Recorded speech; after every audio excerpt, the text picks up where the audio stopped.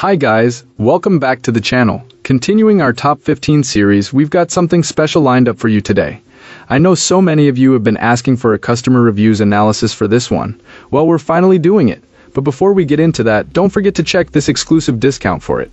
You can find the link in both the video description and the top comment below. Now, let's not waste any more time and jump right into the details. So, this portable power station has become my go-to whenever I'm off the grid. It honestly feels like the best alternative to a gas-powered generator, especially when you want something quieter and cleaner for outdoor use. The battery life is solid for real-world stuff, and it can last days depending on what you're running. I've had this powering everything in my outdoor shed, from lights to a drill and a charger for the laptop, and it didn't skip a beat. I originally picked this power station to back up our fifth-wheel trailer during outages because it's capable of keeping things going for quite a few days. I did a bunch of research comparing Anker to other brands, and the choice was pretty clear for me. Anker stood out for build quality and the ecosystem, so I pulled the trigger. And the customer service has been a bright spot. They're quick to respond with thorough educational answers whenever I've had questions. I'm a fan of Anker and own several of their products, which also pushed me toward this model over EcoFlow. It's not all sunshine though. The solar panel that comes with the unit isn't exactly class-leading. In good sun, I typically see around 140 watts, with brief peaks into the 160s.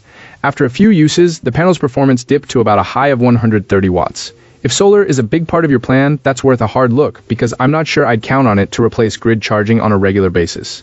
I did end up buying this with the expectation of solar being a helpful feature, but it's not the standout. Edit notes aside, Anker did reach out about the concerns, which I appreciated. Their customer service is very responsive, and that matters when you're counting on a big purchase like this.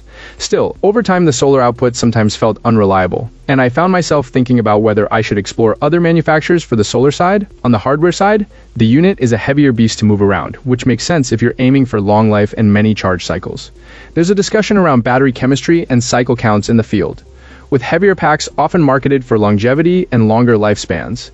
In practice, this is a solid tool for yard work and camping, the kind of thing you reach for when you want to run a chainsaw, weed eater, or power small appliances without dragging out a noisy generator.